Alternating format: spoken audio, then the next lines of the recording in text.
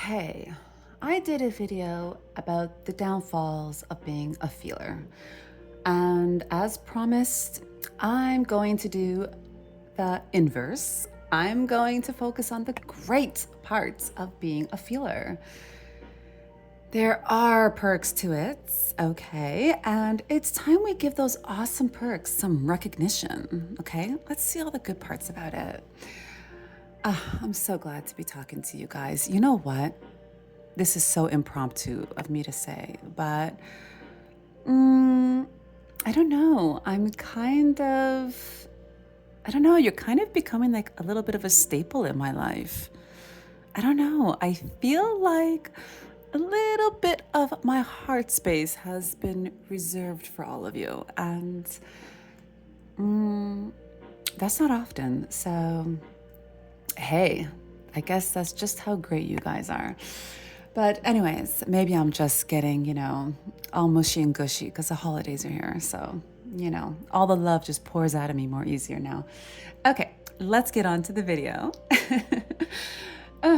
Hey, oh my gosh, I didn't realize. Maybe that's just part of my feelings coming out. I don't know, because I'm a feeler, and here's one of the perks. You get to hear all my love. Okay, let's carry on. I know I'm doing too much now. Okay, all of the points I'm gonna make are in no particular order, but this first one, it's a pretty new acquisition for me. But honestly, it has quickly risen pretty high up there, okay, on the awesome scale. And you might find it surprising. Delusion. Yeah, I talked a little bit about this delusion, right, in the other video. Yeah, I'm giving it a moment to shine here. And as I said before, feelers can have that mindset of, I know what I know, and they can turn their feelings into facts, in their mind anyway. Well, sometimes we can also just know that we're the best. Yeah, I have discovered the value of being delusional, thinking that I'm all that. I'm the funniest, I'm the smartest. Everyone wants to hang out with me. My boss thinks I'm the best employee in the company. You name it. Now, let me say this, okay? Let me say it. I know it's not all true, okay? I know that.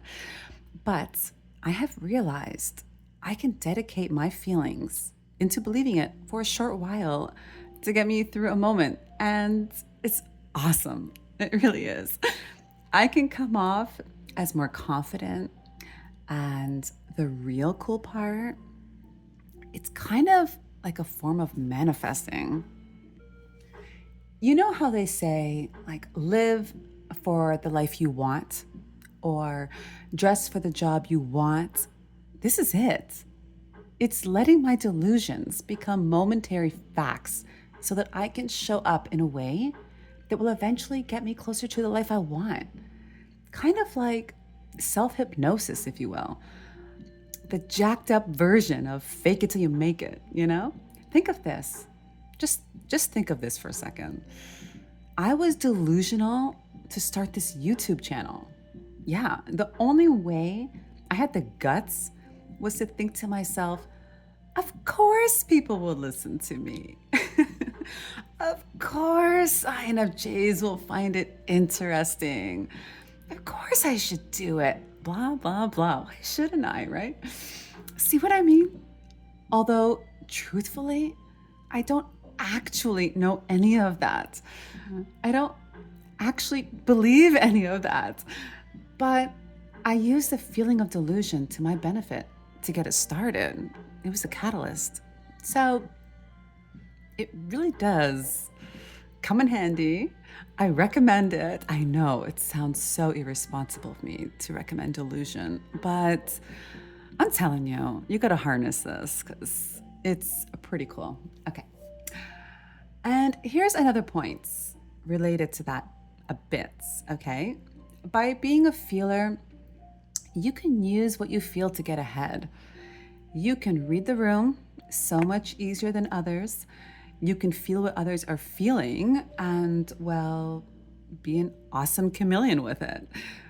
You can feel if someone is uncomfortable and swoop in and make them feel cozier. There's a new friend or ally, huh? Or you can tell someone is feeling really sad and lonely. Here you come, cheering them up, entertaining them. And now, anytime you're in a tough spot, they got your back. You see?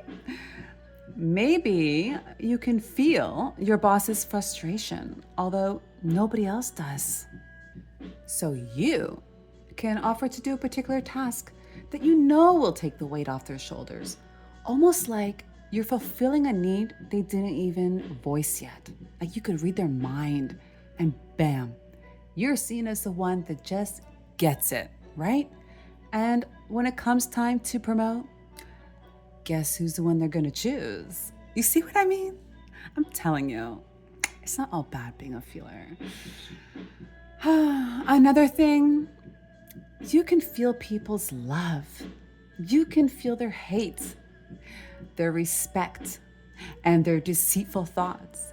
And this makes it so much easier to decide who should stay, who should go in your life. And yeah, you can't tell me that's not good.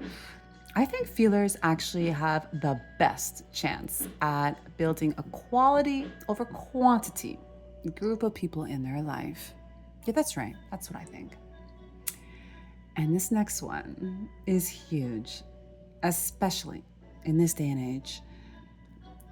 Feelers are present, they're taking stuff in, listening to people, feeling emotions in the room, actually experiencing experiences. Not the ones taking the video of themselves on a roller coaster. They're the one feeling all the feels of being on the roller coaster. They're submitting to their emotions. They're submitting to the experience. And I mean, what's the point of living if you're not experiencing life, right? So essentially, you kind of have a more full life. And think about it, even as an introvert, if you're not a particularly social person, I mean, this kind of explains it. You know what? That's why it's so much easier to just live a more subdued, introverted life as a feeler, because you just don't need as much, because you feel everything so much. So yeah, you get satisfied so easily with certain interactions. Like, yeah, I don't know how else to explain that, but it's really cool. Yeah, I'll leave it there because I just know. I can't trust myself to talk proper about that one. I'm gonna bungle it up. Okay.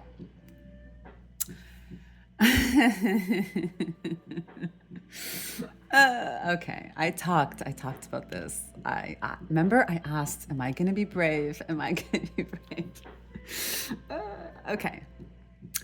So, speaking of roller coasters and living in the moment, shall I go there? Okay. I'll be smart with this, okay?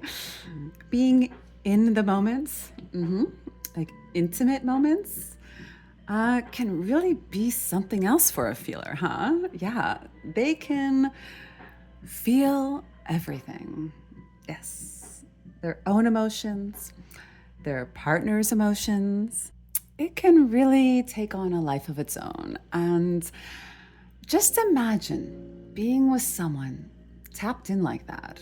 Like, imagine being the one who's tapped in. Okay, I'm leaving it there, okay? You can fill in the blanks as you wish, okay? Enjoy. There you go. I guess I'm not so brave after all. Okay, what's a girl to do? Okay, but there's one last point to make for what is great about being a feeler.